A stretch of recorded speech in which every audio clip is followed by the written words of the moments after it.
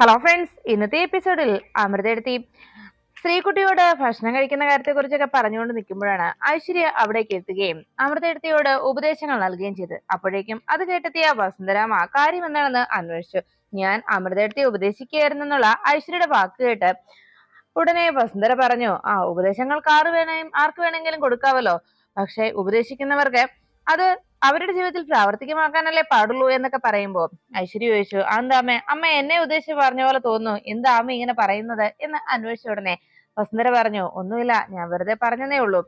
അതിനുശേഷം നേരെ അമൃതയ്ക്ക് നേരെ തിരിഞ്ഞ് വസുന്ധര പറഞ്ഞു, അമൃതേ, മോൾക്ക് പനി ഉണ്ടായിരുന്നതല്ലേ, അതുകൊണ്ട് ഇന്ന് മോളെ തനിച്ചൊന്നും കിടത്തണ്ട, അമൃതയുടെ കൂടെ കിടത്തിയാൽ മതി.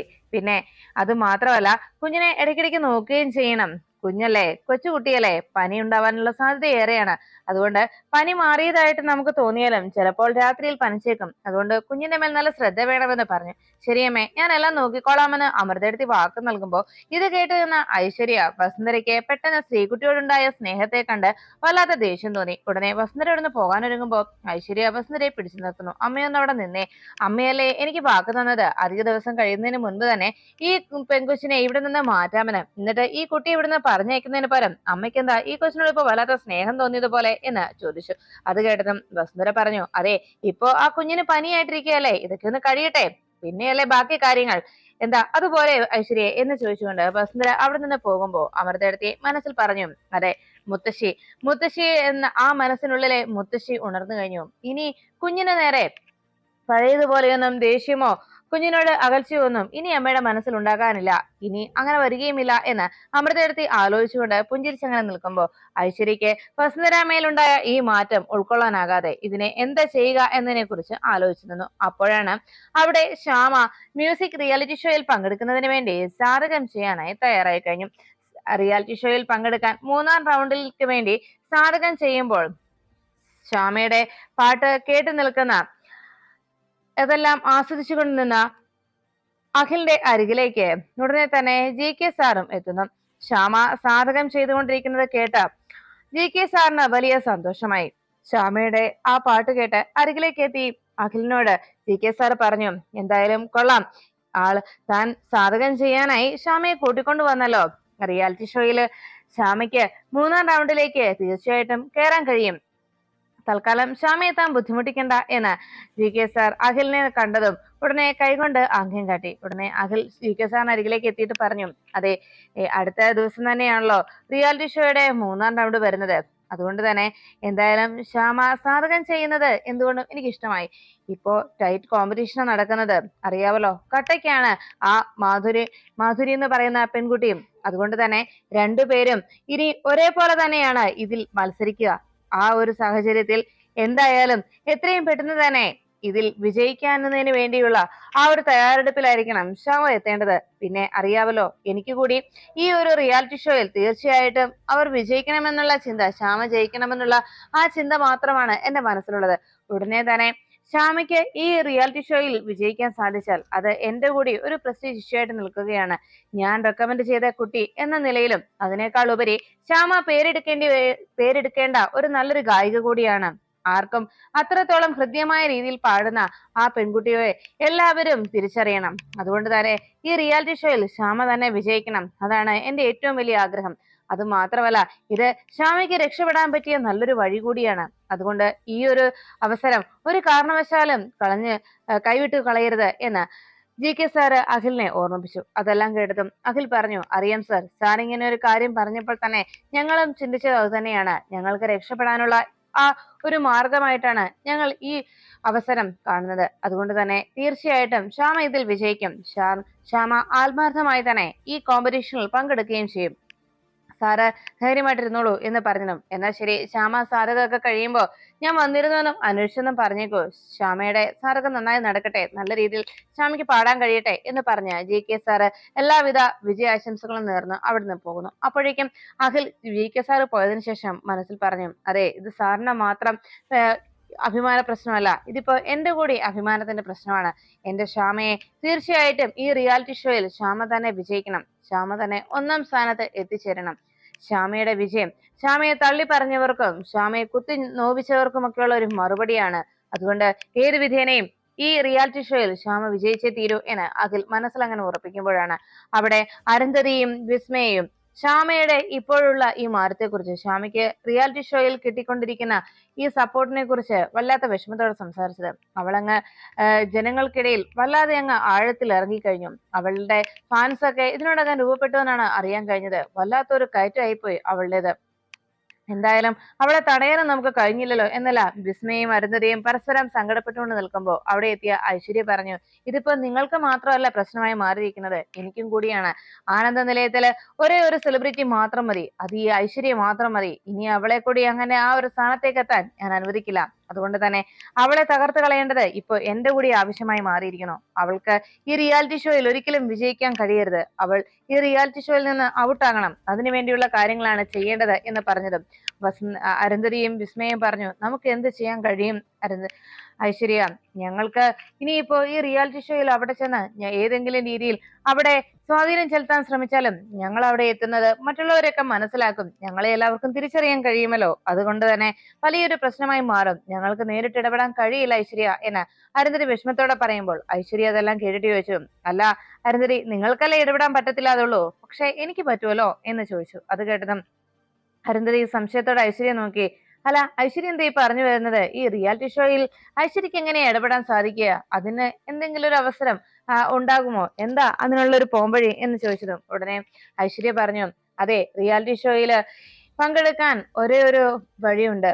അവിടുത്തെ പ്രോഗ്രാം ഹെഡ് ഉണ്ടല്ലോ, അത് എന്റെ ഒരു റിലേറ്റീവ് ആണ്. എനിക്കറിയാം, എനിക്ക് ഏറ്റവും വേണ്ടപ്പെട്ട ഒരാള്. അതുകൊണ്ട് തന്നെ ഞാനൊരു ആവശ്യം പറഞ്ഞാൽ തീർച്ചയായിട്ടും രാധിക എന്നെ കൈവിടില്ല, അതെനിക്ക് ഉറപ്പാണ്. പ്രോഗ്രാം ഹെഡായ രാധികയെ ഞാൻ തീർച്ചയായിട്ടും സ്വാധീനിച്ചോളാം. രാധിക വഴി വേണ്ട കാര്യങ്ങളൊക്കെ ഞാൻ ചെയ്തോളാം എന്ന് ഐശ്വര്യ പറഞ്ഞു. അത് കേട്ടതും അരുന്ധതിയും വിസ്മയും ചോദിച്ചു, അല്ല ഐശ്വര്യ, എന്താ പോംവഴി?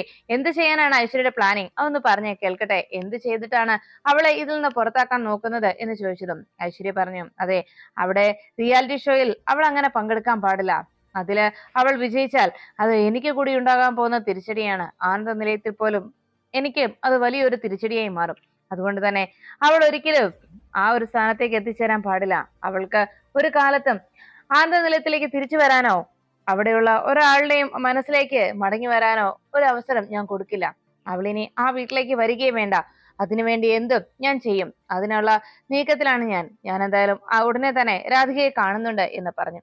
ഉടനെ അരുന്ധതിയും വിസ്മയും ഐശ്വര്യയും ചേർന്ന് ഏത് വിധേനയാണ് ശ്യാമയെ തകർക്കേണ്ടതെന്നും ശ്യാമയെ ഈ മ്യൂസിക് റിയാലിറ്റി ഷോയിൽ നിന്ന് പുറത്താക്കുന്നതിന് വേണ്ട പദ്ധതി എന്താണെന്ന് ഐശ്വര്യ അത് അരുന്ധതിയോടും വിസ്മയോടും പങ്കുവച്ചു. പിറ്റേന്ന് റിയാലിറ്റി ഷോയിൽ പങ്കെടുക്കാനായി പോകാൻ റെഡിയാവുകയാണ് ശ്യാമ കണ്ണന്റെ മുന്നിലെത്തി പ്രാർത്ഥനയോടെ ഭഗവാനോട് പറഞ്ഞു, എന്റെ കണ്ണ, ഇന്നത്തെ കോമ്പറ്റീഷൻ ഭഗവാൻ അറിയാവല്ലോ, ഇന്ന് നീ തന്നെയായിരിക്കും തുണയായിട്ട് എനിക്ക് ഉണ്ടാവുകയുള്ളൂ. എന്നും നീ മാത്രമേ ഉള്ളൂ. ഇന്നത്തെ ഈ കോമ്പറ്റീഷനിൽ എനിക്ക് വിജയിക്കണം. അതിന് നീ എന്റെ ഒപ്പം ഉണ്ടാവണം കണ്ണാ. നീ അല്ലാതെ മറ്റാരും ഈ ശ്യാമയ്ക്ക് ആശ്രയമില്ലല്ലോ എന്നെല്ലാം പ്രാർത്ഥനയോടെ ശ്യാമ തൊഴുത് ഭഗവാന്റെ മുന്നിൽ ഇന്ന് തന്നെ അനുഗ്രഹിക്കണമെന്നും തനിക്കൊപ്പം ഉണ്ടാകണമെന്നും പ്രാർത്ഥിച്ചു. ശ്യാമ പുറത്തേക്ക് ഇറങ്ങി വരുന്നത് കാത്ത് അവിടെ വാസുദേവനും ദേവികയും ഒപ്പം അപ്പവും കാത്തുനിന്നു. എല്ലാവരും ശ്യാമയെ യാത്ര അയക്കാനെ നോക്കി നിൽക്കുമ്പോ ശ്യാമ അവിടേക്ക് ഇറങ്ങി വന്നതും ചേച്ചി, ഇന്ന് കോമ്പറ്റീഷനിൽ ചേച്ചി തന്നെ വിജയിക്കുമെന്ന് അപ്പു ഇങ്ങനെ പറയുന്നത് കേട്ട് ഉടനെ അച്ഛാ, ഞങ്ങൾ ഇറങ്ങാൻ തയ്യാറായി എന്ന് പറഞ്ഞു. മോള് പേടിക്കണ്ട, ഇന്നത്തെ ഈ മത്സരത്തിൽ മോൾക്ക് വിജയിക്കാൻ കഴിയും എന്ന് ദേവകിയും വാസുദേവനും ശ്യാമയെ അഭിനന്ദിക്കുകയും ആശംസിക്കുകയും ചെയ്യുമ്പോൾ ഇതെല്ലാം കേട്ട് നിന്ന ജയന്തി പറഞ്ഞു, അതെ, അഖിലിന് പച്ചക്കറി കടയിൽ പോണല്ലോ, അവിടെ തിരക്കുള്ള സമയല്ലേ, അതുകൊണ്ട് അഖിൽ എന്തായാലും പോകണ്ട. ഇന്നത്തെ ദിവസം ശ്യാമയുടെ കൂടെ ഞാൻ പൊക്കോളാം. എനിക്ക് ഇവിടെ വേറെ ജോലിയൊന്നും ഇല്ലല്ലോ, അതുകൊണ്ട് ശ്യാമയ്ക്ക് കൂട്ട് ഞാൻ പൊയ്ക്കോളാം എന്ന് ഇന്ന് അഖിലിനോട് എന്തായാലും പച്ചക്കറി കട അടച്ചിടണ്ടെന്നും കടയിൽ പൊക്കോളാനും പറഞ്ഞേക്ക് എന്നറിയിച്ചു. അത് കേട്ട ഉടനെ തന്നെ ശ്യാമ പറഞ്ഞു, അയ്യോ അത് വേണ്ട ഏട്ടത്തി, അവിടെ അഖിൽ സാർ എൻ്റെ കൂടെ വരാനായി റെഡിയാവുകയാണ് എന്ന് പറഞ്ഞതും ജയന്തി പറഞ്ഞു, അതെ, അത് തന്നെ ഞാൻ പറഞ്ഞത്, അഖിലിനോട് വരണ്ടെന്ന് പറഞ്ഞു, ഞാൻ കൂടെ വരാം. എന്തായാലും കൂട്ട് ഒരാളുണ്ടായാൽ മതിയല്ലോ, അതുകൊണ്ട് ഞാൻ തന്നെ വന്നോളാം എന്ന് പറഞ്ഞു. അങ്ങനെ പറഞ്ഞ് ജയന്തി ശ്യാമയുടെ കൂടെ പോകാനായുള്ള ശ്രമം നടത്തുമ്പോ ഇത് കേട്ട് തന്നെ ശ്യാമ വിഷമത്തോടെ വാസുദേവനെ നോക്കി. അപ്പോഴേക്കും വാസുദേവൻ ഇതെല്ലാം കേട്ട് ചിരിച്ചുകൊണ്ട് നിൽക്കുമ്പോ ദേവകി പറഞ്ഞു, അല്ല എന്തിനാ ജയന്തി നീ ഇന്ന് എന്റെ മോളുടെ പോണെന്ന് ഇത്ര നിർബന്ധം പറയുന്നത്? അഖിൽമോൻ ഉണ്ടല്ലോ, അഖിൽമോൻ കൂടെ പൊക്കോളും, അവര് പോകാൻ റെഡി ആയതുമാണല്ലോ, അതുകൊണ്ട് ജയന്തി ഇവിടെ ഇരുന്നാ മതി. അപ്പോഴേക്കും ജയന്തി പറഞ്ഞു, അല്ലമ്മേ ഞാൻ പറഞ്ഞ വേറൊന്നും കൊണ്ടല്ല, ഇന്ന് അഖിലിന് ഇപ്പോ നല്ല ബിസിനസ് ഉള്ള സമയല്ലേ, അതുകൊണ്ട് വെറുതെ കട ഒരു ദിവസത്തേക്ക് അടച്ചിട്ടുണ്ടല്ലോ, അതാ ഞാൻ പറഞ്ഞത്. പിന്നെ എനിക്ക് ഞാൻ അവിടെ ചെല്ലുന്നത് ശ്യാമയ്ക്ക് എന്തുകൊണ്ടും അനുഗ്രഹം തന്നെയാകും. ഞാൻ കൂടെ ഉള്ളത് ശ്യാമയ്ക്ക് ഒരു സപ്പോർട്ടാണ്. എന്തുകൊണ്ടും ശ്യാമയ്ക്ക് ഇന്നത്തെ ഈ കോമ്പറ്റീഷനിൽ വിജയിക്കാനും കഴിയും എന്നൊക്കെ പറഞ്ഞു. അപ്പോഴേക്കും ദേവകി പറഞ്ഞു, വേണ്ട വേണ്ട, നീ അവിടെ ചെന്ന് എന്തെങ്കിലുമൊക്കെ മണ്ടത്തരങ്ങൾ കാട്ടിക്കൂട്ടി എന്റെ മോൾക്ക് അവിടെ സമാധാനത്തോടെ പാടാനുള്ള ഒരു അന്തരീക്ഷം പോലും ഇല്ലാതാക്കുന്നതിന് വേണ്ടിയാണോ നീ കൂടെ പോകാൻ തയ്യാറാകുന്നത്? അതൊന്നും വേണ്ട ജയന്തി, എന്തായാലും അഖിൽമോൻ റെഡി ആയിട്ടുണ്ടല്ലോ, മോൻ തന്നെ കൂടെ പൊയ്ക്കോളും എന്ന് ദേവകി വീണ്ടും ശ്യാമയുടെ കൂടെ പോകാനുള്ള ജയന്തിയുടെ ആഗ്രഹത്തെ വിലക്കി. അപ്പോഴേക്കും അപ്പു പറഞ്ഞു, ചേച്ചി എന്തായാലും ശ്യാമേച്ചിയുടെ കൂടെ പോകാൻ ഏട്ടത്തി തയ്യാറാകുന്നത് നല്ല ഉദ്ദേശത്തോടു കൂടി ഒന്നും അല്ല. കാരണം അവിടെ വന്ന് എന്തെങ്കിലുമൊക്കെ പ്രശ്നം ഉണ്ടാക്കി ശ്യാമേച്ചിയുടെ സമാധാനം നഷ്ടപ്പെടുത്തണം. ശ്യാമേച്ചിയെ ഈ മത്സരത്തിൽ വിജയിപ്പിക്കാതെ നോക്കണം. അതാണ് ജയന്തി ഏട്ടത്തിയുടെ തീരുമാനം. അത് മാത്രമല്ല, പറ്റുകയാണെങ്കിലേ അവിടെയുള്ള എല്ലാവരുടെയും മുന്നിൽ വെച്ച് ശ്യാമേച്ചിയുടെ പേര് പറഞ്ഞ് ജയന്തി എടുത്തിക്ക് ഒന്ന് ഷൈനും ചെയ്യാം. അതൊക്കെയാണ് ജയന്തി എടുത്തിയുടെ ഉദ്ദേശം അല്ലേ എടുത്തി എന്ന് അപ്പു ചോദിച്ചത് കേട്ട് ഉടനെ ജയന്തി പറഞ്ഞു, നിർത്തറ, നീ കുഞ്ഞുവായിലെ വലിയ വർത്താനം പറയുകയൊന്നും വേണ്ട എന്ന് പറഞ്ഞ് അപ്പുവിനെ ശകാരിച്ചു. അപ്പോഴേക്കും അഖിൽ വേഗം റെഡിയായി പുറത്തേക്ക് എത്തി. ശ്യാമ നമുക്ക് ഇറങ്ങാം, ഇപ്പൊ തന്നെ വൈകി എന്ന് പറഞ്ഞ് അഖിൽ പോകാമെന്ന് ശ്യാമയോട് ചോദിച്ചതും പോകാം സാർ എന്ന് സമ്മതിച്ചതും ഉടനെ ജയന്തി അരികിലേക്ക് ഓടിയെത്തി. അതെ അഖിലെ വേണ്ട വേണ്ട, എന്തായാലും ഇന്ന് ഞാൻ ശ്യാമയുടെ കൂടെ പോകാം, അഖിൽ കടയിൽ പോക്കോ, വെറുതെ കട അടച്ചിട്ടുണ്ടല്ലോ എന്നൊക്കെ പറഞ്ഞു. അപ്പോഴേക്കും ദേവകി പറഞ്ഞു, വേണ്ടെന്ന് പറഞ്ഞതല്ലേ ജയന്തി നിന്നോട്, ഇന്ന് അഖിൽമോൻ തന്നെ കൂടെ പൊക്കോളും, ഇന്ന് നിന്റെ സഹായം ഒന്നും തൽക്കാലം എന്ന മോൾക്ക് വേണ്ട, അവള് സമാധാനത്തോടെ പോയി പാടിക്കോട്ടെ, നീ ഇവിടെ നിന്ന് എന്തായാലും ശ്യാമയുടെ കൂടെ പോകാനുള്ള നിന്റെ ഈ ശ്രമം അതങ്ങ് നീ വേണ്ടെന്നങ്ങ് വെച്ചേക്ക്. എന്റെ മോള് സമാധാനത്തോടെ ഭഗവാനെ ധ്യാനിച്ച് പോയി പാടിക്കോട്ടെ, അവൾക്ക് ഇന്നത്തെ ഈ മത്സരത്തിൽ വിജയിക്കേണ്ടതാണ് എന്നെല്ലാം ദേവകി അറിയിച്ചു. അപ്പോഴേക്കും എന്നാ ശരിയച്ച ഞങ്ങൾ ഇറങ്ങിക്കോട്ടെ എന്ന് പറഞ്ഞ് ശ്യാമ എല്ലാവരോടും യാത്ര പറഞ്ഞിറങ്ങുമ്പോ അഖിലും ശ്യാമയും പോകാൻ തുടങ്ങുമ്പോഴത്തേക്കും അപ്പു ഇറങ്ങുക കേട്ടോ ചേച്ചി എന്ന് അപ്പുവിനെ നോക്കി ശ്യാമ പറഞ്ഞു. ഉടനെ അപ്പു പറഞ്ഞു, എന്റെ ശ്യാമേച്ചിയെ ജയിക്കൂ, എനിക്ക് ഉറപ്പാ, ഇന്ന് സൂപ്പർ ആയിരിക്കും ശ്യാമേച്ചിയുടെ പാട്ട്, നോക്കിക്കോ എന്നൊക്കെ അപ്പു അറിയിച്ചു. അപ്പോഴേക്കും ശ്യാമ പറഞ്ഞു, ഇന്നത്തെ കോമ്പറ്റീഷനിൽ ജയിച്ചിട്ട് വേണം ഫൈനൽ റൗണ്ടിലേക്ക് എത്തിച്ചേരാൻ. ഫൈനൽ റൗണ്ടിൽ എത്തിയാലുണ്ടല്ലോ, ആ ഫൈനൽ റൗണ്ടിൽ പങ്കെടുക്കാൻ പോകുമ്പോ നമ്മൾ എല്ലാരും കൂടിയാ പോകുന്നത്, അത് ഓർമ്മയുണ്ടോ അപ്പൂട്ടാ എന്ന് ചോദിച്ചതും എനിക്കറിയാം ശ്യാമേച്ചി, നമ്മൾ തീർച്ചയായിട്ടും പോവുകയും ചെയ്യും, ശ്യാമേച്ചി ഇതിൽ വിജയിക്കുകയും ചെയ്യും, എനിക്ക് ഉറപ്പാ എന്ന് അപ്പു അറിയിച്ചു. അങ്ങനെ സംസാരിച്ചുകൊണ്ടിരിക്കുമ്പോഴാണ് അവിടെ ജയന്തി ശ്യാമയും അഖിലും അവിടെ നിന്ന് ഇറങ്ങുന്നത് കണ്ടതും ജയന്തി പെട്ടെന്ന് മനസ്സിൽ പറഞ്ഞു, ശ്യാമേ, നീ ഈ പരീക്ഷയിൽ ഈ മത്സരത്തിൽ ഒരു കാരണവശാലും വിജയിക്കാൻ പോകുന്നില്ല. കാരണം നീ ഇതിൽ വിജയിക്കാതിരിക്കുന്നതിന് വേണ്ടിയുള്ള കാര്യങ്ങളൊക്കെ എനിക്കറിയാം. ഞാനേ ഗുരുവായൂരപ്പന്റെ നടയിൽ ഉൾപ്പെടെ എത്ര സ്ഥലങ്ങളിലേക്ക്, എത്ര അമ്പലങ്ങളിലേക്കാണ് ഞാൻ ഇതിനോടകം വഴിപാട് നേർന്നിരിക്കുന്നത് നിനക്കറിയാവോ? അതുകൊണ്ട് നീ ഒരു കാരണവശാലും വിജയിക്കാൻ പോകുന്നില്ല, നീ നോക്കിക്കോ എന്നൊക്കെ മനസ്സിൽ പറഞ്ഞുകൊണ്ട് ജയന്തി നിൽക്കുമ്പോ ശ്യാമയും അഖിലും അവിടെ നിന്ന് പുറപ്പെട്ട വിവരം അറിയുവാനായി കൃത്യമായി തന്നെ ജയന്തിയുടെ ഫോണിലേക്ക് ഐശ്വര്യ വിളിക്കുന്നു.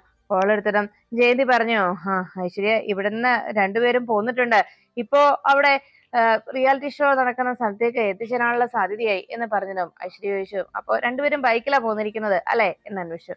അതേന്ന് ജയന്തി പറഞ്ഞതും ശരി ജയന്തി ഫോൺ വെച്ചു, ബാക്കി കാര്യങ്ങളൊക്കെ ഞാൻ ഏറ്റു, അവൾ ഇന്നത്തെ ഈ മ്യൂസിക് റിയാലിറ്റി ഷോയിലെ ഇന്നത്തെ ഈ കോമ്പറ്റീഷനുകൾ പങ്കെടുക്കാൻ പോകുന്നില്ല, എനിക്കറിയാം അതെന്താ വേണ്ടതെന്ന്, എന്തായാലും ഞാൻ ഫോൺ വെച്ചേക്ക് എന്ന് പറഞ്ഞ് ഐശ്വര്യ കോള് കട്ട് ചെയ്യുമ്പോൾ അഖിലും ശ്യാമയും കൂടി ബൈക്കിൽ ചിരിച്ചുകൊണ്ട് സന്തോഷത്തോടു കൂടി ആ കോമ്പറ്റീഷനിൽ പങ്കെടുക്കുന്നതിന് വേണ്ടി പോകുന്ന കാഴ്ച കാണുന്നു. ഐശ്വര്യ മനഃപൂർവ്വം അഖിലും ശ്യാമയും വരുന്നത് കണ്ട് പിന്തിരിഞ്ഞു നിൽക്കുന്നു. തന്നെ മനസ്സിലാക്കണ്ട എന്നുള്ള ആഗ്രഹത്തോടെ ഐശ്വര്യ തന്റെ തല പിന്തിരിച്ച് അങ്ങനെ നിൽക്കുകയും ശ്യാമയും അഖിലും അതുവഴി കടന്നു പോവുകയും ചെയ്തു.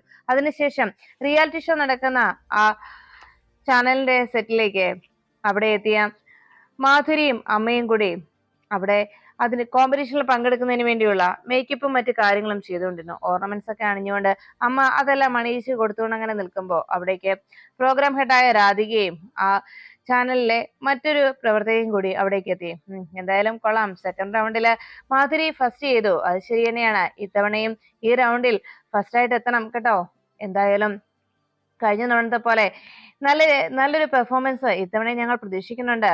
ഈ റിയാലിറ്റി ഷോയിലെ വിന്നർ മാധുരി തന്നെ ആകണമെന്ന് ഞങ്ങളും ആഗ്രഹിക്കുന്നുണ്ട് എന്ന് പറഞ്ഞു. അത് കേട്ടതും ഉടനെ മാധുരിയുടെ അമ്മ പറഞ്ഞു, തീർച്ചയായിട്ടും എന്റെ മോൾക്ക് തന്നെയായിരിക്കും ഈ റിയാലിറ്റി ഷോയിലെ ഫസ്റ്റ് വിന്നർ. അതുകൊണ്ട് നിങ്ങളൊന്നും ഓർത്ത് ടെൻഷൻ ആവണ്ട. പിന്നെ ഇന്ന് കോമ്പറ്റീഷൻ അത്ര വലിയ ടഫൊന്നും അല്ലല്ലോ എന്ന് പറഞ്ഞ് അവരോട് സംസാരിച്ചതിന് ശേഷം അവിടുന്ന് ചാനലിന്റെ പ്രോഗ്രാമേഴ്സ് അവിടുന്ന് പോയി കഴിയുമ്പോ ഉടനെ തന്നെ അവിടെ നിന്ന് മധുരമ ചോദിച്ചു, അല്ലമ്മേ, ആ ശ്യാമയുണ്ടല്ലോ, അവളുടെ കാര്യത്തിൽ എനിക്ക് വല്ലാത്ത ടെൻഷനുണ്ട്. കഴിഞ്ഞ റൗണ്ടിൽ അവൾക്ക് ശരിക്കും പെർഫോം ചെയ്യാൻ കഴിഞ്ഞില്ല എന്നത് ശരി തന്നെയാണ്. പക്ഷെ ഇത്തവണ അവൾ അതിനും കൂടി നന്നായി പ്രിപ്പയർ ചെയ്തിട്ടായിരിക്കും വരിക, അല്ലേ അമ്മേ?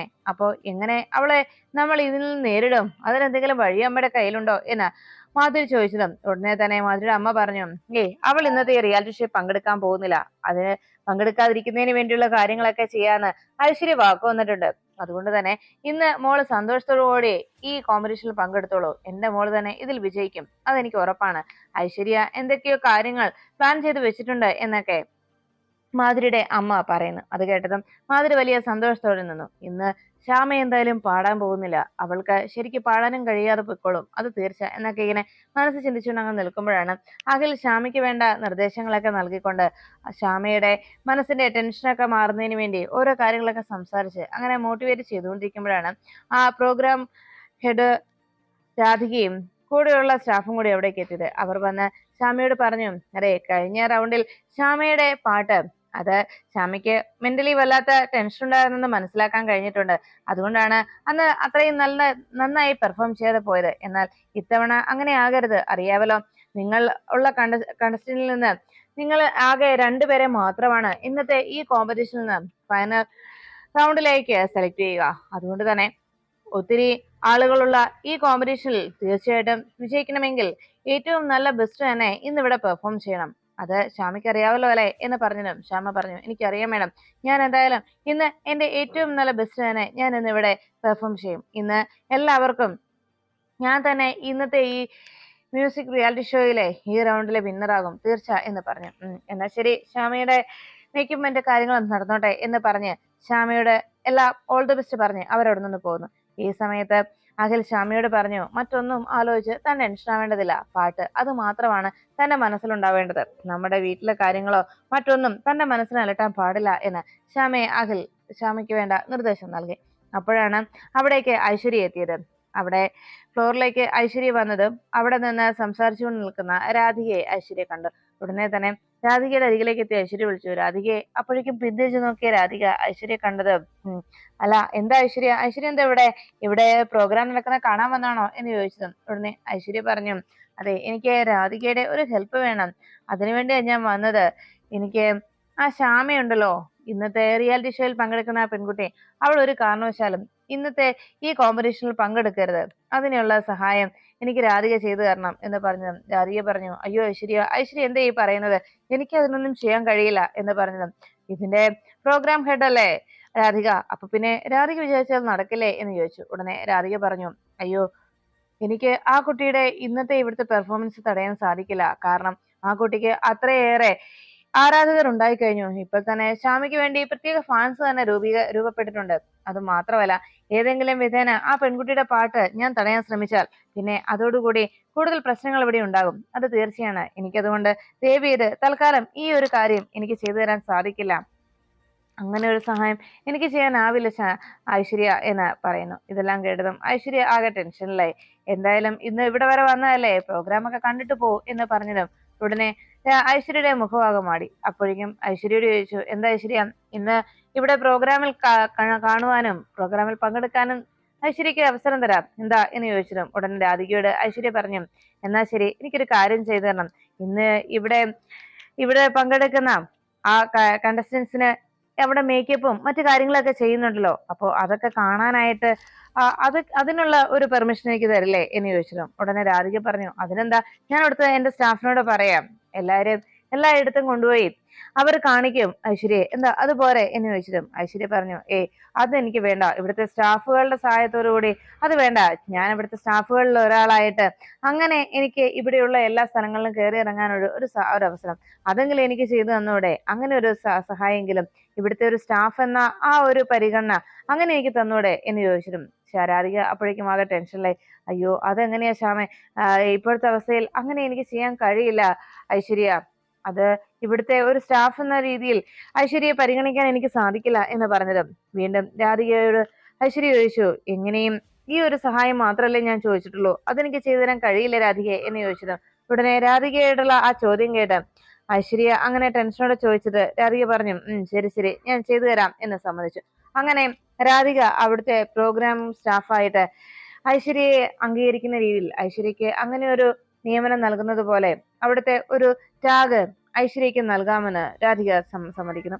അതിനുശേഷം അവിടുത്തെ പ്രോഗ്രാമേഴ്സിൽ ആ ചാനലിലെ ഒരു സ്റ്റാഫ് എന്നുള്ള പരിഗണന നൽകി അതിന്റെ ഒരു ടാഗ് ഐശ്വര്യയുടെ കഴുത്തിലിട്ട് കൊടുത്ത് അതിനുവേണ്ടിയുള്ള അനുമതി നൽകി.